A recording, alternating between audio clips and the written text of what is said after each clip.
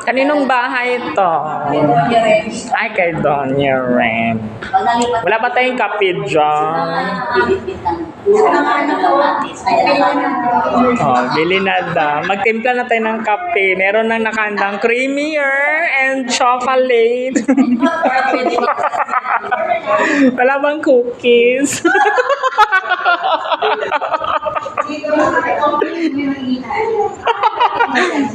Depende po sa lote, pero more or less nasa 5 or 6 M. Oh. 7 hanggang 7. Sa 4 na lang tayo. Kami taga-president.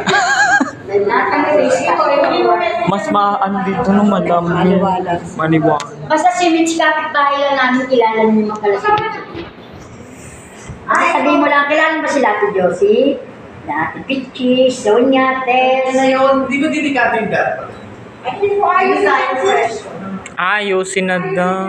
Tsaka dito, Lalagyan ng poste yung ilaw. hindi ko kailangan talaga dito may sasakyan. May sasakyan niya eh. Wala. Oo. Kaya lagyan ng ilaw, no? Papirma, sir, ng ano? Ito yung fresh. Hindi ko ako yung card. Ano lang yan, yung parang survey na nag-tripping, no? Nag-viewing. Ano. Baga, maano rin tayo. Oo.